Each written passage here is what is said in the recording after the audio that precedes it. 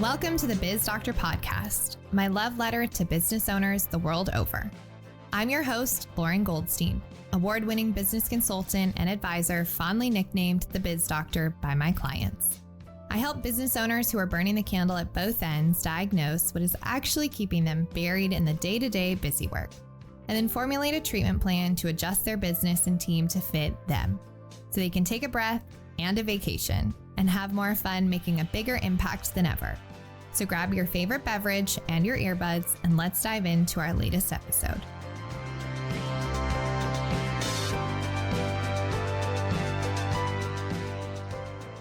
I'll never forget the day that I learned that there are 4 types of people.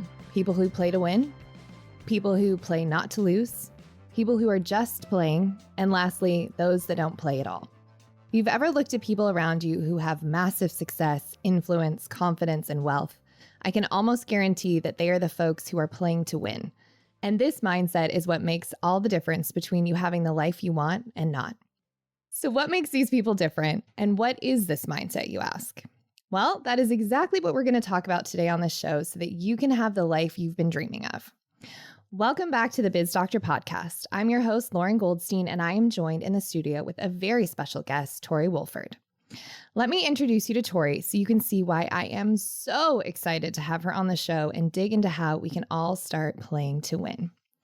Torey is an esteemed breakthrough facilitator and coach with over 15 years of experience in leadership development.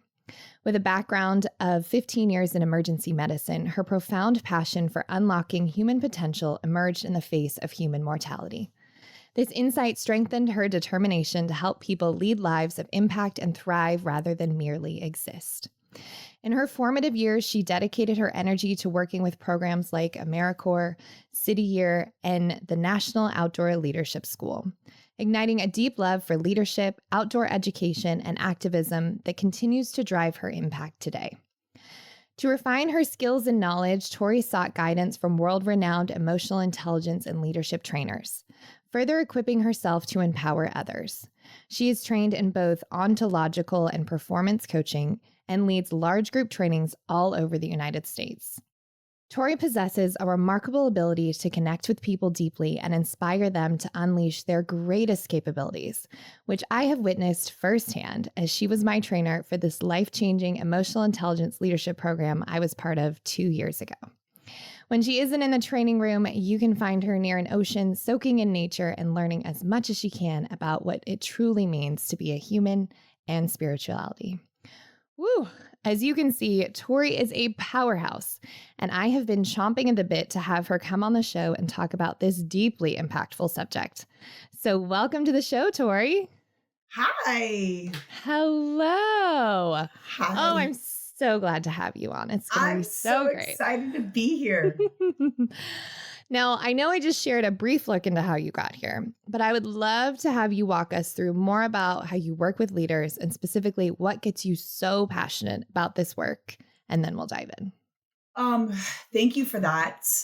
Gosh, I was so blessed growing up. I was an only child, and my parents didn't have a lot of money. And so instead of kind of buying me things, they really were committed to curating experiences for me. So I remember being like 10 years old and being dropped off at like a river rafting camp for a week. I played water polo, and so I got to travel a lot. And my parents wouldn't travel with me. I would travel with my team. And so there were all these moments in my life where my parents were looking, maybe consciously or unconsciously, to develop leadership in me. And so by the time I was in my mid-teens, people started to kind of connect to, I potentially had some kind of gift, which I would just kind of actually call courage. I had a lot of courage. I would go and just jump in and do things. There wasn't a lot of hesitation in me. And so as I moved through, my early 20s, late 20s, trying to do what most people figure out their life, figure out what we're going to do with our lives, my dad introduced me to an emotional intelligence training. And my dad's done a ton of personal development work. He's the guy that's in the sweat lodge, hanging out, on a meditation retreat. And so it wasn't uncommon, but he's like, T, I really think that you should try this one. And I was like, okay. And so he enrolled me into a transformational training in Los Angeles. And I mean, given all the work that I'd done up to this point, it was mind blowing what I was able to create in 10 days. And then I went into the third, kind of, it's a 3-step process, but I went into the third series where it's like really, they called it the transformational drip gym. Like you're going to go do transformational sit-ups and push-ups in your life. And through that process, I got a lot of feedback about what it was actually like to be in relationship with me. And I began to mirror where I've been avoided in my life, not playing, where I was just skating by, like that whole mentality of like C's get degrees, which we call that kind of the just playing quadrant. And then kind of where I was playing not to lose in my life. So like I really kind of thought about my finances around that. Like I really was committed to like, I want to have 6 months of reserves in the bank. And so I said no to a ton of opportunities where I could have created a lot of financial wealth because I was so scared that what if I lose? And eventually through, the 3 months, the goal was to get me playing to win, to be courageous, to be making choices from a vision versus from maybe like my past. And so that began about 10 years ago. I think I was like 31. And as I walked through this, my father was with me and we ended up, we enrolled our family, we enrolled our friends. And so it created this transformational tribe around myself and my closest friends. And it's really been about like, transitioning from emergency medicine into leadership development. It was the conversation around like, everyone will die, but not everyone will truly live. Like, play to win, all in. And that's been, for the last decade, that has been my commitment to not only play it myself, but to support people in creating a life worth living and really learning what it means to like play to win, all in. I love that. So I want to dive into these 4 quadrants because this blew my mind when I learned this with you. And I think that so often schools really teach us playing not to lose. Like, I don't think they truly teach us how to play to win. So why don't you walk us through those 4 quadrants and, more importantly, what traits or characteristics differentiate between the quadrants? Yeah. So there's 4 quadrants. And it's interesting because when we did this in the training, when you experienced it, you sit in one quadrant. It's primarily where you choose from. So as we go through these quadrants, think about it's more of a conversation. It's a mindset of where we choose from. So quadrant that we're always kind of striving for is playing to win. Think of when a challenge is presented in your life, the conversations that are driving you making choices. So this is an opportunity for me to learn. This is an opportunity for me to go all in. This is an opportunity for me to, challenge myself. That would be a playing to win conversation. People that see challenges as opportunities. It's an offensive kind of way to live. It's we're going to go put points on the board. Where if you move into playing not to lose, it's more of a defensive, right? We're keeping the other team from putting points on the board. It's there tends to be a lot more fear that chooses for you. I'm going to play because I don't want to lose out on. I'm going to work the overtime because I don't want to have to pull from my savings. So it becomes more of a conversation driven around fear, driven around circumstances. There is still an outside force that is driving the internal commitment. The next one is just playing. So my favorite quote is C's get degrees. I have 2 kids, 2 stepsons that are going into college. We dropped one off a week and a half ago and we dropped the next one off in a few weeks. And I will never forget, I said to him, it's okay. He's playing D1. He's a D1 pitcher. And I'm like, it's okay, baby. C's get degrees. You'll be fine. And I remember catching myself and being like, did I really just say that? Oh my gosh, like that's terrible. But it's true. It's such a mindset that we're raised in, we're conditioned to. bare minimum. And I also think of like, there was this really cool video I watched many years ago around commitment. And it said, if you want to take the island, burn the ships, right? Yes. Close the back doors. Mm-hmm. When I think of just playing, I think of, how many ships can I collect around me before I go attempt to take the island? Because I already know in my mind that I'm not going to get the island and I need multiple ways to get back or get to safety. Mm-hmm. And then last one, of course, is not playing. And this is the transformational hashtag line. What we resist persists, and it's all about resisting your results. It's about, it's talking to people and being like, how much money do you have in your retirement account? What medications are you currently taking and how would you get off of them? It's the things that we avoid in our life. Not playing is survival. It's the hamster wheel. It's the toxic hustle. Like, I think that we're moving into a culture where like people are kind of making hustle bad. And I'm like, that's not true. Like, that energy of like generative is great. But when I hustle from a place of survival, that would be a not playing conversation. That would be a take care of me, victimization, unwilling. There's a level of like unwilling to take risks and probably mostly unconscious. Like, I am so stuck in this mindset that I don't have any power, that I continue to perpetuate results that I hate and yet don't even know how to get out of it, or not willing to make the choices required to shift that reality or that context. I love that. And I think the common thread that I'm hearing in all of these is how uncomfortable are you willing to be? And also, how much responsibility are you willing to acknowledge for your situation? Because I think that's a conversation that we had in the training room for everybody of like, you may not want to hear this, but your bank account, your business, your relationships you are accountable to that. So tell me a little bit more about radical accountability. Okay, so I'm going to say it in a way that tends to trigger people, but I think that if you really take it in, it will really kind of wake you up. Okay, so trigger warning, everyone. Trigger warning. Everything in your life, you either put there or left there. Oh, that's good. Say it again. Everything in your life, you either put there or left there.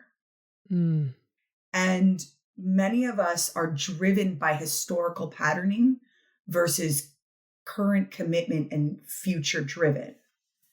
And so awful things happen to people, right? Like, as children in our teenage years, middle school, there's pain. There's a lot of, we get put into this conditioning. We call it a social construct, or the current social conditioning that we grow up in.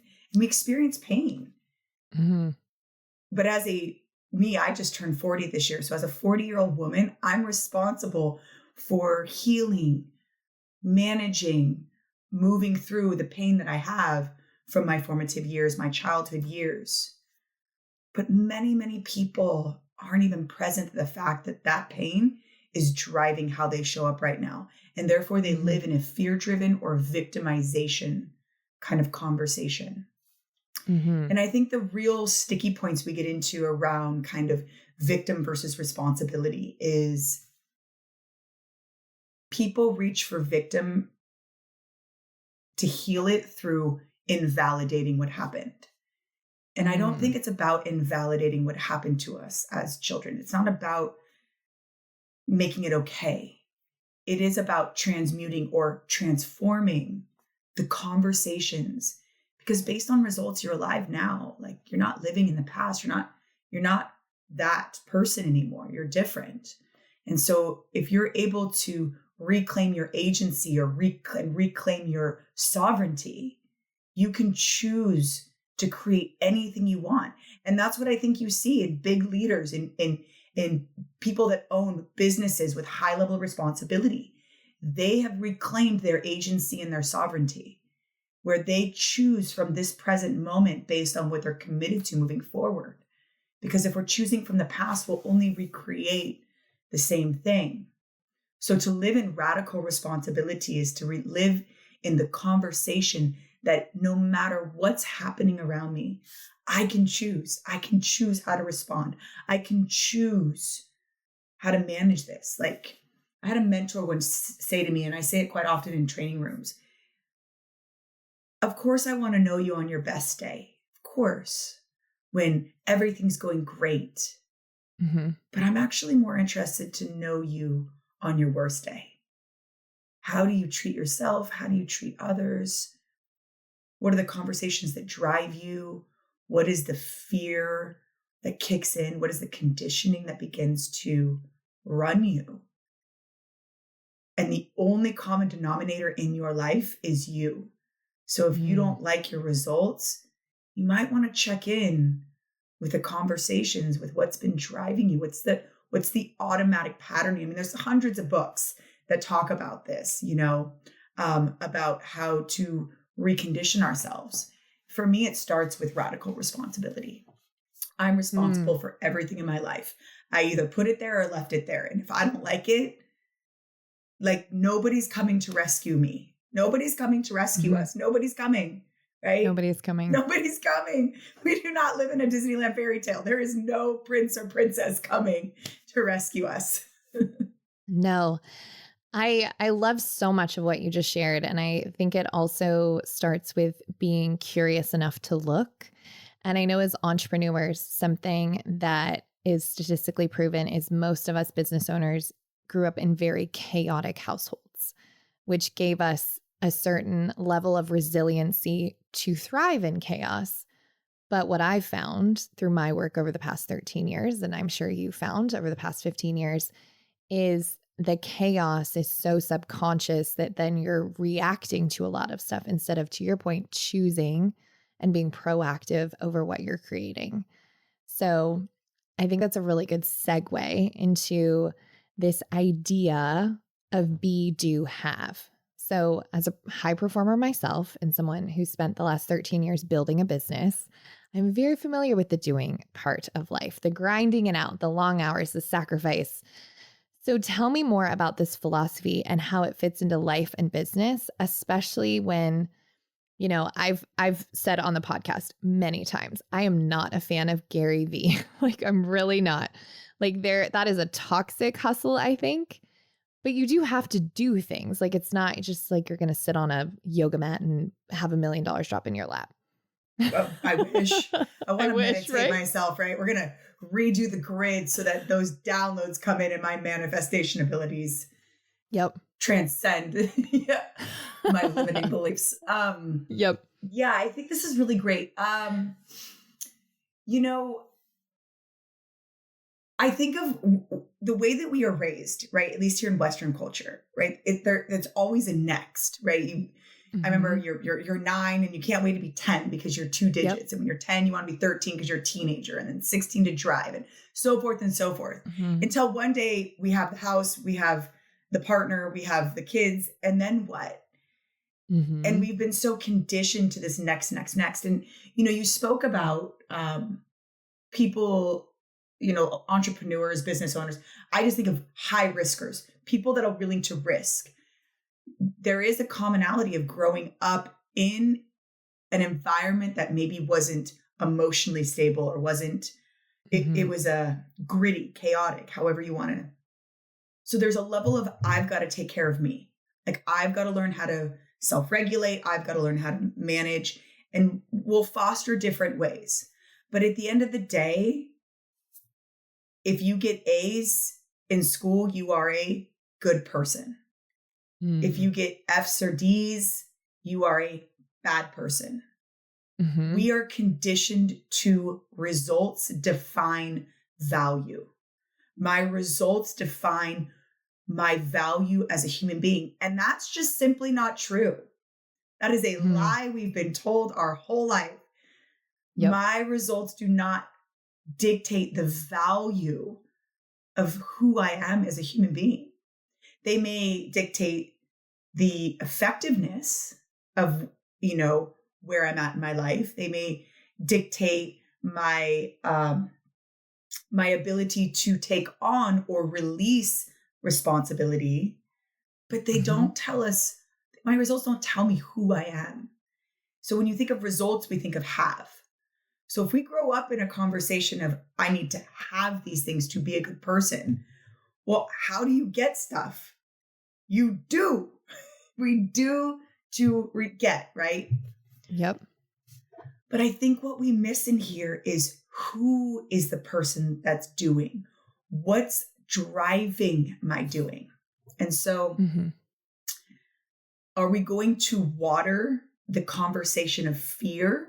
So I'm going to go do stuff so that you like me. I'm going to go do stuff so I have more power. I'm going to go do stuff so I'm financially responsible. I'm going to go do stuff, right? Or do we want to water the leader that's, I'm committed to eradicating the isms, that racism, ableism, sexism is never a conversation. So who I be in that when I go to do is going to be much different than if I'm just going to achieve a result. A mentor of mine would say, if you stand for peace or you stand against war, the outcome is the same, peace. But when I stand against something versus when I stand for something, it's a very different come from. Who I'm being is much different.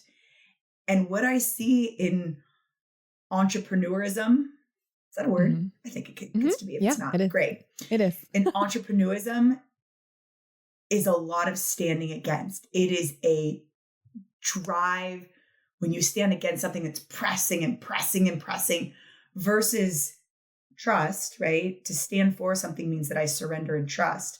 But when we let go, life force energy can start to move through us. Versus when we stand against, there's a gripping, a pressing into. So when you think of be, do, have, it really starts with why. Why do you want this?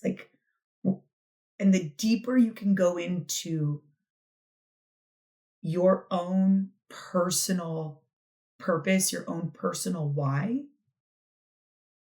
it's almost as if the easier life becomes, because you constantly have a North Star that guides you versus this whole committee mind conversations that are going on that try to influence you. The conversation that we grow inside of us, the conversation that we lean on, we water, we bring presence to, is the conversation that will grow inside. There are so many opportunities in life to choose the easy path or the more challenging path. And when we play in be, do, have, it requires me as a leader to check in with, why do I want this? And what is the impact that it will truly make? Because I think part of our being a human is about leading from love. It's about purpose, and it's really about making the world a better place. And the more we can connect to that deeper purpose, the easier the actions become, and the results just they just already happen. I do also think that it's a long game. This is not an instant gratification kind of philosophy. Yes, you can be, do, have in the moment, but to really become and make this more of a lifestyle versus like a one-hit wonder, a diet, it's about it requires me as a human to take full ownership, full responsibility for my purpose and my gifts, and to be willing to give it away. I have another question, but I want to follow this thread really quickly. We had this conversation in the green room before about the difference between contribution and transaction. And I think this is a good moment to tell people what the difference is between having a transactional relationship and being in contribution. So my mentor, Krista Petty, says this: give what you came to get. So whatever you came here for to get, go give it away. And I think the easiest way to play with this is, I don't know that I've met a human being that doesn't want love, like that doesn't want to be loved, to experience love, to give love. So if I go to give you, Lauren, love, by me giving it to you, I will become it in the process. I will become love if I'm giving love. If I came here to create worthiness, if I give you worthiness, if I show up that evokes authenticity and worth in you, I will become that in the process. Contribution is about giving, not taking, not throwing at, but actually the ending of giving is receiving. It's reciprocal. Where transaction, it's more of there's not a lot of feeling in it. There's the experience in it is different. I would say that transactional is more of a box checking, right? Like, I love a good, great to-do list. Transactional. And so sales, transactional. You buy this, I get this, right? If you buy this car, I get a percentage. If you go into my grocery store and buy groceries, I get, so transaction, it's more of I get something out of this. Where contribution, I get what I give. I'm not giving to you with the expectation that something's coming in return, but there's agency in that. So by giving to you, I'm actually generating inside of myself, which is where our sovereignty lives, right? And when you think of when I think of people that have created and live a life worth living, and I don't know if this is true, I'm just I get to be in the laboratory of studying human beings all the time. And so I'm always just learning. But there is a thread that I'm beginning to see, that people that really have a life that they love, a life that they're creating influence and impact, they're big givers. They give a lot. And there isn't an expectation of receiving. However, they receive a lot because of how generously they've given. And I think that in our world right now, right, we can get anything we want at the touch of a button. All I gotta do is grab my phone, Amazon, anything that I want, done. Yep. Groceries, done. I can buy a Tesla on Apple Play and have it delivered to my house. And so we live in a transactional world, and it's unconscious. But when we're born, I don't think we come into this world in want of all these things. We come in and we desire love. We desire comfort. We desire being taken care of, right? We need it. And so the rest of this is all conditioned and taught to us. And so if we really pull back, what is a life worth living? What does it mean to play to win? What does it mean to be all in on life? My current belief, or what I've been walking with, is contribution becomes what I choose from. I love that. It's a good segue into my next question about, I've heard you say it before, perception is reality. So what exactly does that mean, and how can this empower us as we move through life? Perception is reality. So when I was 25, I had it actually tattooed on my arm. A manager that I really resisted said it to me. I really struggled with him. He was kind of like a man's man, high level of authority, no nonsense. And I remember him saying to me, Torey, your perception is not actually the reality. And I walked with that. And what it really means is that we can enroll ourselves into believing anything we want to believe. We can believe we are the best mom, the best partner, the best entrepreneur, the best friend, the best sister. But until you, and then we will collect evidence to make that true. But when you start to go out into your life and request honest, radical feedback from people, you may find out that what you believe to be true about how you show up or how you live might not be.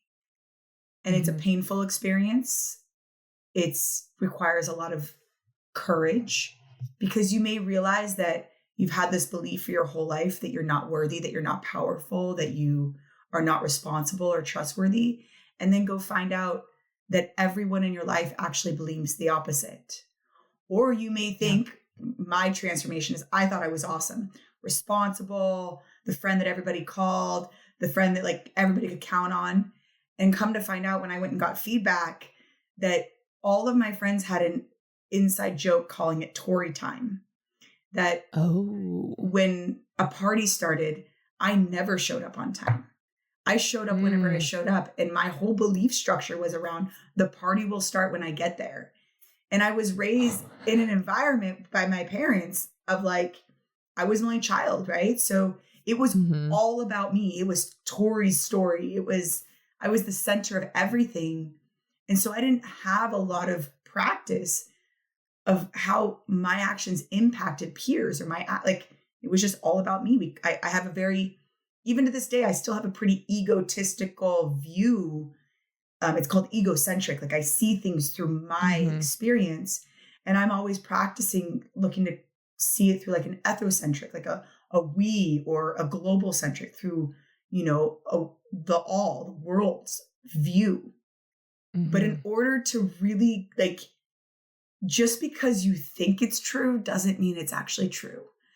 I heard a therapist once say, your anxiety is lying to you. That's a good one. And I'm like, that's actually kind of true. Like my anxiety, when I'm anxious, it's usually driven by fear. Maybe at a small level, it's true, like at a micro level, but how big it's being created inside of me is actually a lie. That would be my perception. I love my mentor would also talk about like turning ant holes, like those little tiny, little hills they build into actual real mountains. Like how often do you turn an ant hole into a mountain just because you're telling yourself a conversation that's maybe not even true? We see it all the time as entrepreneurs. You need funding, right? You got to go enroll people. We'll start to tell ourselves, what did they say? No, what did they do this? But what did they and then we stop. And then when we go in, we are so locked up in fear that who we're being when we walk into that is fear driven, desperate, begging, unenrolling ourselves into the actual vision and like the offering that we have and the contribution we're giving. We do it to ourselves all the time. The time. I'm always checking in of like, what's my perception and what's actually real? Like, what's the reality? Yes. Versus what I've made up about the reality. Is this story serving me or keeping me basically stuck, which I love. Lauren, we are meaning-making machines. Yep. We love to put meaning on everything. And so, here's a philosophy. Walk with this for the next 10 years, and I'm sure it'll transform your life. If you're going to make up a story about something, make up a story that serves you. Like, if you're going to make up a story, I'm worthy or unworthy. Why not choose that I'm worthy? I'm awesome. I'm amazing. I have all the resources. Because that will eventually, our belief systems become part of our biology. They become who we are. We wear our conversations on our sleeves. We become that. And so the more authority you can create around the conversations that drive your mind, the freer you'll experience in life. I love that. We have just a couple minutes left. And God, I just love you. Literally every time we talk, you spark something new in me. that I can clearly see a thread to getting closer to where I want to go. So hopefully that is true for all of y'all listening, because this has been so eye-opening.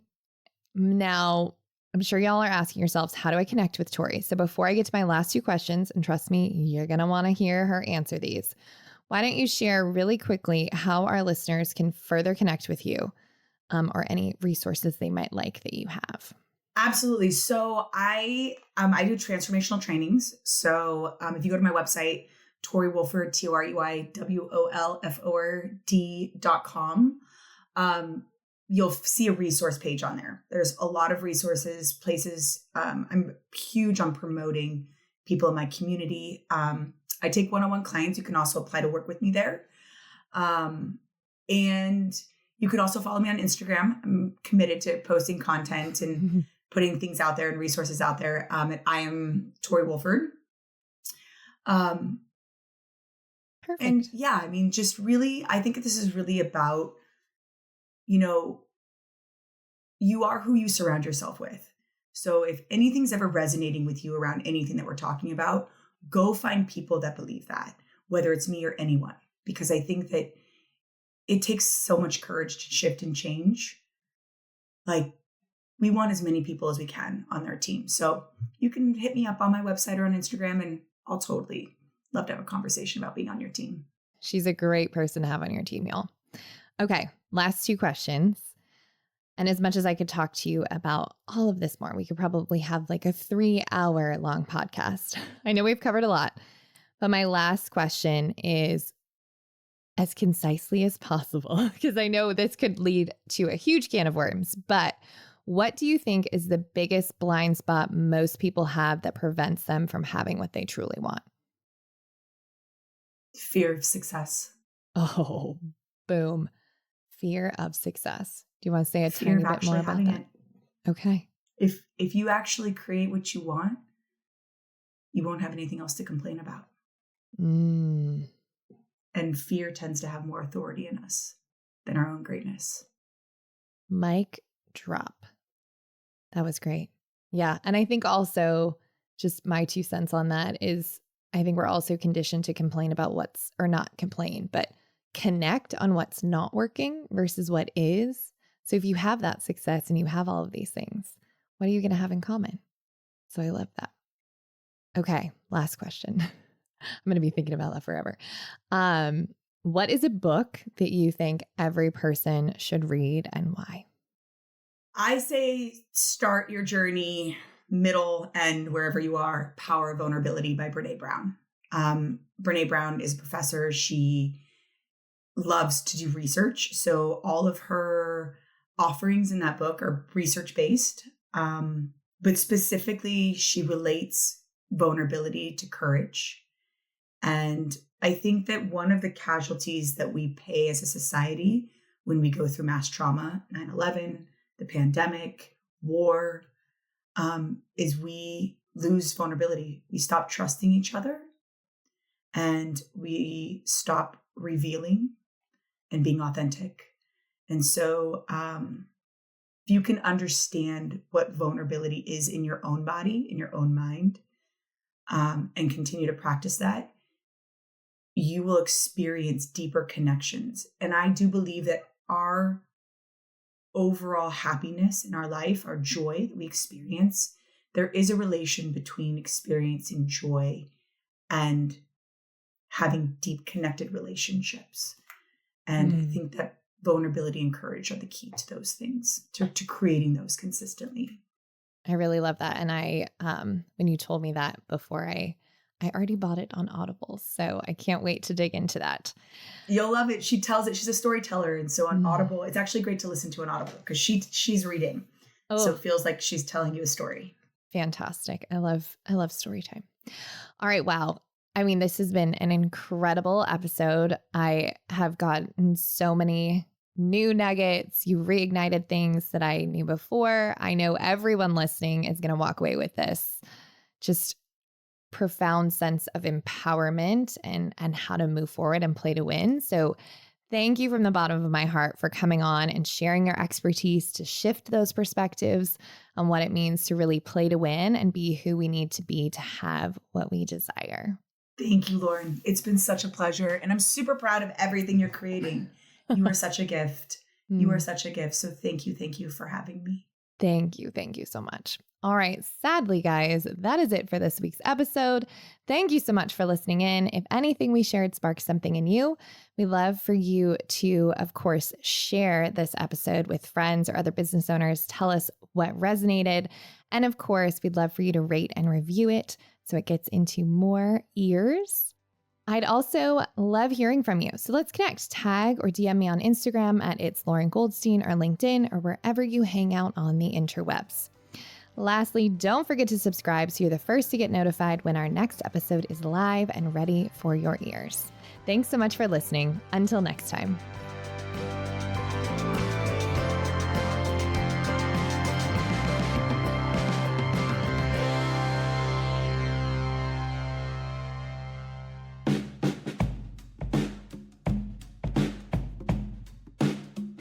Thank you for listening to the Biz Doctor Podcast. Now, I like to say that friends don't let friends WebMD your business. So if you're wondering what your next steps could be, here are some options for you.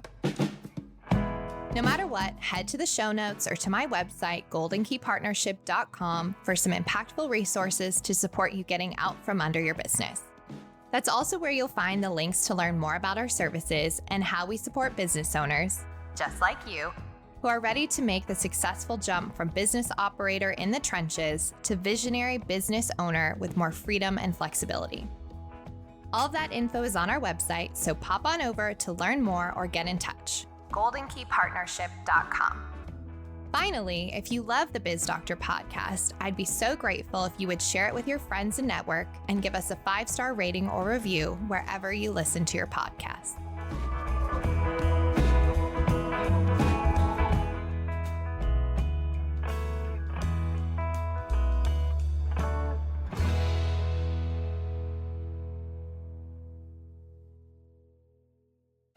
This is Story Studio Network.